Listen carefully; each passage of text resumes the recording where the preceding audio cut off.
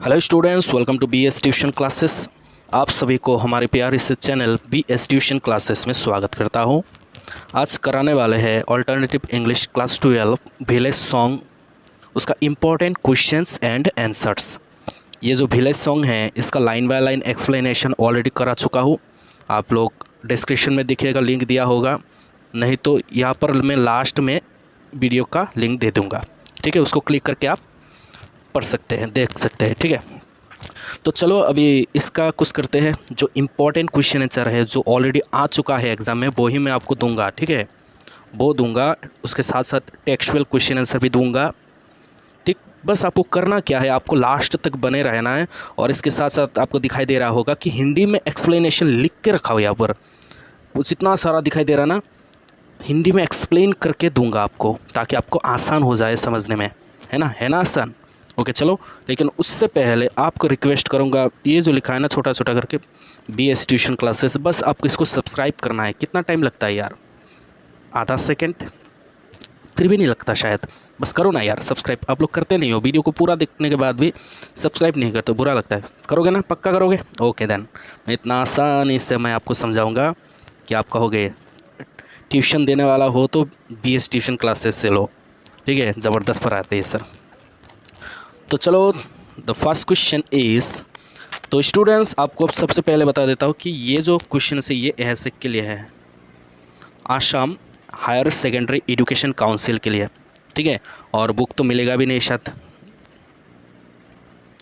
चलो, my first question is, who is the poet of the poem village song. क्या समझाओ इसको, village song कविता के कवि कौन है? आंसर क्या है? सरोजिनी नायडू। आंसर क्या होगा? सरोजिनी नायडू। वो कौन थे? Sarojini Naidu, known as nightingale of India, is the poet of village song. मैंने उसका एक्सप्लेनेशन भी करके दिया। क्या दिया उत्तर? देखिए, सरोजिनी नायडू, जिन्हें भारत की कोकिला क्या कहा जाता है? भारत की कोकिला के नाम से जाना जाता है, विलेज सॉन्ग की कवयित्री है ये देखिए 2017 में आ चुका है कि what tempted the girl to tarry, मतलब किस बात ने लड़की को रुकने के लिए प्रेरित किया, है ना। आंसर क्या है? The alluring song of the boatman tempted the girl to stay back and listen to their song. मतलब इसका मतलब है नाविकों के आकर्षक गीत ने लड़की को पीछे रहने और उनका गीत सुनने के लिए प्रेरित किया। है ना, समझ में आ गया? ओके चलो नेक्स्ट कराते हैं। Who will smite the village girl, 2017 में आ चुका है। Who will smite the village girl, मतलब गांव की लड़की को कौन मारेगा? कौन मारेगा भाई? चलो देखते हैं कौन मारता है। Answer, the village girl fears being smitten by an evil spirit, मतलब गांव की लड़की किसी बुरी आत्मा के द्वारा मारे जाने से डरती है। बुरी आत्मा, दैट इज घोस्ट, डरता है कि शायद घोस्ट आके ना मारे। ठीक है ना। चलो नेक्स्ट क्या है? What will bite the girl in the darkness, मतलब अंधेरे में लड़की को क्या काटेगा? आंसर क्या है? ये आंसर पढ़ो। The girl fears that a serpent would bite her in the dark, मतलब लड़की को डर था कि कहीं उसे अंधेरे में सांप काट ना ले। ओके, 5 नंबर क्वेश्चन पढ़ो। What words does the speaker utter when fear overcomes her, मतलब जब डर उस पर हावी हो जाता है तो वक्ता कौन से शब्द बोलता है या फिर बोलती है? आंसर क्या है? When fear overcomes the speaker, she utters the words Ram रे राम to comfort herself, मतलब जब स्पीकर पर डर हावी हो जाता है या फिर हो जाती है तो वो खुद को आराम देने के लिए राम रे राम शब्द का उच्चारण करती है। ठीक है, क्या उच्चारण? राम रे राम। ओके नेक्स्ट क्वेश्चन क्या है? 6 नंबर को देखिए। What will be the mother's reaction, माता की क्या प्रतिक्रिया होगी? रिएक्शन क्या होगी माता जी का? आंसर पढ़ो। The mother will wait for her daughter patiently and weep with worry, she would pray that the gods bring her daughter safely back home as the waters of the river Jamuna run quite deep, मतलब माँ धैर्यपूर्वक अपनी बेटी की प्रतीक्षा करेगी और चिंता से रोएगी। वो प्रार्थना करती थी कि देवता उसकी बेटी को सुरक्षित घर वापस ले आए, क्योंकि जमुना नदी का पानी काफ़ी गहरा है ना। कोई भी डरेगा यार। 7 नंबर को पढ़ो, why will the speaker's brother murmur, वक्ता का भाई क्यों बरबराएगा। तो देखो मैं इसका पीडीएफ है ना, इसका पीडीएफ मैं डिस्क्रिप्शन में दे दूंगा, ठीक है। इसका पीडीएफ डिस्क्रिप्शन में दे दूंगा, आप लोग पढ़ लीजिएगा या फिर जेरोक्स कर लीजिएगा, बहुत आसान होगा, अच्छा होगा। एग्जाम में फुल मार्क लाना है भाई। तो क्यों बरबराएगा, देखो ऐसे बोलो, the speaker's brother will murmur because the she has been out for a long time to fetch water, it's night and she still has not returned, out of concern for his sister her delay in getting back home he would murmur why डर्ट she linger. मतलब क्या, मतलब है कि speaker का भाई बरबराएगा क्योंकि वो पानी लाने के लिए काफ़ी समय से बाहर है, रात हो चुकी है और वो अभी तक नहीं लौटी है। अपनी बहन की चिंता और घर वापस आने में देरी के कारण वो बरबराता था, ठीक है। और क्या बरबराता था, उसको देरी क्यों हो गई, वो क्यों रुकती है, मतलब वो देरी क्यों कर रहा है, कहाँ पर कहाँ है वो, है ना। ओके, समझ में आ गया होगा। ये पढ़ो, what are the things that the speaker is afraid of. 2016 में आ चुका है कि वक्ता किन बातों से डरता है, किन बातों से डरती है, ये डरती होगा ना क्योंकि लड़की है ना, सरोजिनी नायडू। हम ऑटोबायोग्राफी बोल सकते हैं इसको। In the poem the speaker a young village girl is afraid of several things, she is fearful of the dark serpent evil spirit, उसके बाद स्टॉर्म्स, उसके बाद lightnings, she is worried that serpents and evil spirits might attack her, she also wonders about where she would take shelter in case of storm broke out and there was lightning. मतलब कविता में वक्ता एक युवा गांव की लड़की है, कई चीज़ों से डरती है, वो अंधेरे से, सांपों से, बुरी आत्माओं से, तूफानों और बिजली से डरती है ना। किससे डरती है, ये सारी चीज़ों से डरती है, याद रखिएगा। इंग्लिश में पढ़ो और भी अच्छा होगा, लाइटनिंग स्टॉर्म्स। बहुत चिंतित है कि सांप और बुरी आत्माएं उस पर हमला कर सकती है, वो यह भी सोचती है कि तूफान आने और बिजली गिरने की स्थिति में वो कहाँ शरण लेगी, है ना, वो कहाँ रुकेगी, कौन उसको सद देगा रुकने के लिए।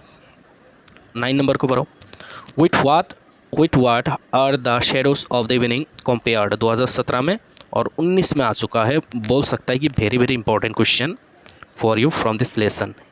ओके, क्या संध्या की छाया की तुलना किससे की जाती है, इवनिंग की shadow, shadow of the evening, ये पर एक ये होगा इन्वर्टेड कोमा होगा। मतलब संध्या की छाया की तुलना किससे की जाती है, answer the shadows of the evening are compare to the black bird in the sky. किससे कंपेयर किया जाता है, black birds in the sky. They can stand for danger और evils lurking in the way of the girl as she makes her way home in the dark.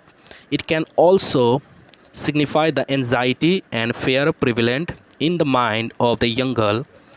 The girl is worried that the weather may change leading to a storm and she would not have a place to seek protection from the bolt of lightning which may strike her. मतलब पढ़ो यहाँ पर, शाम की छाया की तुलना आकाश में काले पक्षियों से की जाती है। किससे कंपेयर किया, आकाश में काले पक्षी, black birds in the sky, okay, की जाती है। वे लड़की के रास्ते में छिपे खतरों या बुराइयों के लिए खड़े हो सकते हैं क्योंकि वो अंधेरे में अपने घर जाती है। यह युवक लड़की के मन में व्याप्त चिंता और भय भी संकेत दे सकता है। लड़की चिंतित है कि मौसम बदल सकता है जिससे तूफान आ सकता है और उसके पास बिजली के बोल्ट से सुरक्षा की तलाश करने के लिए जगह नहीं होगी जो उस पर हमला कर सकती है। समझ में आ गया होगा। चलो 10 नंबर के ऊपर वीडियो थोड़ा सा बड़ा होगा लेकिन आपके फ़ायदे के लिए ही है। तो अभी तक अगर आप लोगों ने BS ट्यूशन क्लासेस को सब्सक्राइब नहीं किया तो प्लीज़ करो यार, नहीं किया होगा आप लोगों ने, मुझे पता है। अगर क्या है तो थैंक यू सो मच जी, बिल्कुल कीजिए, बहुत अच्छा लगता है अगर आप सब्सक्राइब करते हो तो। इतना मेहनत करता हूँ। अभी कितना बजा पता है, अभी शायद मैं दिखा देता हूँ कितना बजा है अभी, एक सेकेंड आपको दिखाई देता हूँ।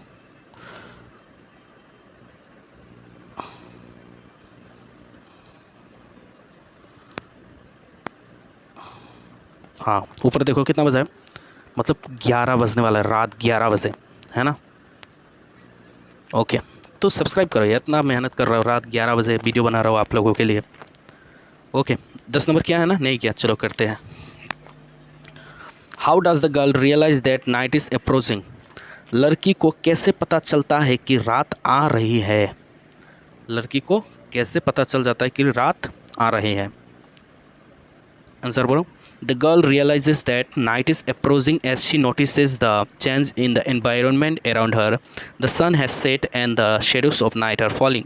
The shadows of the evening are gathering thickly like blackbirds in the sky. थोड़ा सा सेम टू सेम है। देखो, लड़की को पता चलता है कि रात आ रही है क्योंकि वो अपने आसपास के वातावरण में बदलाव को देखती है। सूरज ढल चुका है और रात की छाया गिर रही है।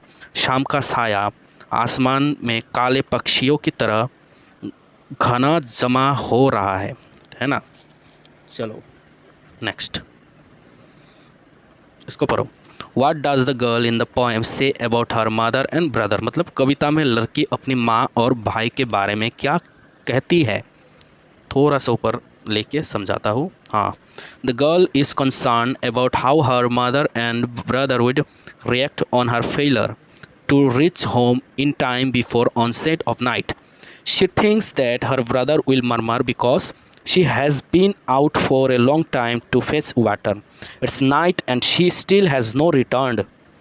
Out of concern for his sister and her delay in getting back home, he would murmur, "Why don't she linger?" The girl knows that her mother will be more vocal than her brother. She would wait for her okay यहाँ पर देखो, daughter patiently and weep with anxiety her prayer would be that the gods bring her back safely. She is also concern that the waters of the river Jamuna run quite deep and can endanger her daughter. चलो इसको भी हिंदी में समझते हैं तो ही आपको अच्छे से समझ में आ जाएगा। लड़की इस बात को लेकर चिंतित रहती है कि रात होने से पहले समय पर घर नहीं पहुंचने पर उसकी माँ और भाई की क्या प्रतिक्रिया होगी, क्या रिएक्शन होगा, ये सोचता है। बहुत सोचती है कि उसका भाई बड़बड़ाएगा क्योंकि वो पानी लाने के लिए काफ़ी समय से बाहर है। रात हो चुकी है और वो अभी तक नहीं लौटी है। अपनी बहन की चिंता और घर वापस आने में देरी के कारण वो बड़बड़ाता था। वो क्यों रुकती है, वो कहाँ पर रुकी है, इतना देरी क्यों हो रही है उसको, ऐसा बड़बड़ाएगा उसका भाई। लड़की जानती है कि उसकी माँ अपने भाई से ज़्यादा मुखर होगी, मतलब दुख में होगा, चिंतित होगा। वो धैर्यपूर्वक अपनी बेटी की प्रतीक्षा करती और चिंता से रोती। उसकी प्रार्थना होगी कि देवता उसे सकुशल वापस लाए। उसे इस बात की भी चिंता है कि जमुना नदी का पानी काफ़ी गहरा है और इससे उसकी बेटी को खतरा हो सकता है। चलो अभी करते हैं 12 नंबर और इसके बाद एक और लास्ट भी है question. What are the birds refer to in the poem symbolized. 2019 में आ चुका है। मतलब काव्य में जिन पक्षियों का उल्लेख किया गया है वो किसका प्रतीक है, बर्ड्स के बारे में बता रहा है। तो चलो थोड़ा सा ऊपर उठाते हैं और इसको पढ़ते हैं। 2 birds are refer to in the poem. 2 पक्षियों के बारे में बताया गया है। White crane and owl. क्या है? वाइट क्रेन और owl. The crane is a symbol of happiness and eternal youth. An owl symbolizes wisdom and mystery. When the girl hears the cry of the bird, she wonders if it is a crane or an owl. Normally, birds settle for the night and don't cheer up till the break of day. An owl is also known as a night bird. The presence of the owl indicates that night has set in. मतलब यहाँ पर समझो इतना अच्छे से दिया गया है। देखो, कविता में 2 पक्षियों का उल्लेख है, सफ़ेद सारस और उल्लू। मतलब बगुला हम बोलते हैं जिससे, बगुला, सफ़ेद सारस, द क्रेन और उल्लू के बारे में बता रहे हैं। क्रेन खुशी और शाश्वत यौवन का प्रतीक है, एकदम यंग हैप्पीनेस के प्रतीक है। कौन? सारस, क्रेन। और एक उल्लू ज्ञान और रहस्य का प्रतीक है। उल्लू, आउल किसका प्रतीक है? नॉलेज एंड रहस्य, वंडर। जब लड़की चिड़िया का रोना सुनती है तो वो सोचती है कि यह सारस है या उल्लू। आमतौर पर पक्षी रात के लिए बस जाने जाते हैं और दिन के टूटते तक चहकते नहीं हैं। उल्लू को रात्रि पक्षी की भी कहा जाता है, उल्लू को रात के पक्षी भी कहा जाता है ना। उल्लू की उपस्थिति इंगित करती है कि रात आ गई है। उल्लू रात को जागते हैं ना, तो उल्लू आ जाने से ये पता चलता है कि हाँ रात होने वाला है। देखिए ये लास्ट क्वेश्चन है, लास्ट तक बने रहे। Thank you so much. अगर अभी तक आप लोगों ने यहाँ पर रहा तो मुझे कैसे पता चलेगा कि आप हैं, लास्ट तक बने। तो आपको क्या करना पड़ेगा, मुझे बस राम राम लिख के भेजो। राम राम सर, क्या भेजोगे, राम राम सर, ठीक है। मुझे समझ में आ जाएगा हाँ भाई साहब आप लास्ट तक बने रहे मेरे वीडियो में। क्या लिखना है आपको, राम राम सर। राम, ये रे नहीं लिखना है आपको, राम राम लिखना है सर, ठीक है। राम राम सर ऐसा करके लिखना है। आप हिंदू हो मुस्लिम हो कोई बांधा नहीं, बस राम राम बोलो यार, कुछ नहीं, टेंशन नहीं है, ठीक है। हम बोलते हैं ना अल्लाह के नाम लेते हैं, कोई टेंशन नहीं है। हिंदू मुस्लिम भाई भाई एक समान सभी है। चलो क्या लिखा है कि राम रे Ram I shall die, why does the girl utter those words, मतलब राम रे राम मैं मर जाऊंगा, लड़की ये शब्द क्यों बोलती है, ऐसा क्यों कहती है वो लड़की। आंसर सुनाता हूँ, देखो। The girl utters this words twice, 2 बार बोलते हैं। At the end of the stanza, और एंड ऑफ द स्टेंजा में बोलता है the young village girl is on her way home with her pitchers full of water. She had been delayed on her way back as she stood listening to the song of the boatman. Now it is dark and almost night.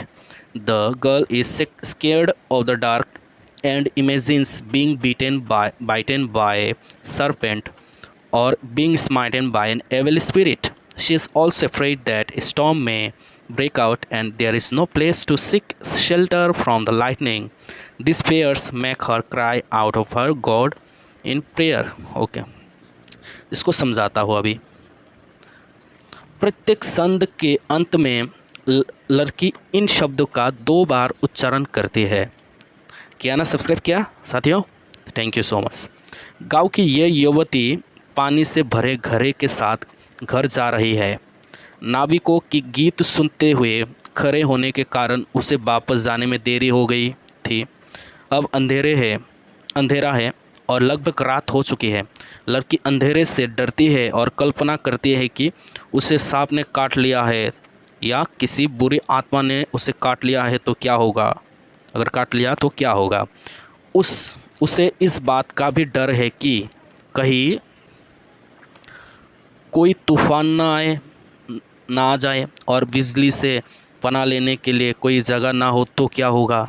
ये डर उसे प्रार्थना में अपने भगवान को पुकारते हैं, ठीक है। यही डर के कारण वो राम रे राम बोलती हैं। समझ में आ गया, बस इतना सा है। मैं इसका PDF, इसका जो PDF है मैं बिल्कुल दे दूंगा आपको। आप मुझे कमेंट करो आपको चाहिए कि नहीं, ठीक है। Okay, thank you so much. Like कीजिए वीडियो को, कमेंट करें और अपने दोस्त के साथ बिल्कुल शेयर। और प्ले लिस्ट में जाए, प्ले लिस्ट में बहुत सारा वीडियोस आपको मिल जाएगा क्लास 12 का ऑल्टरनेटिव इंग्लिश बुक से। Thank you.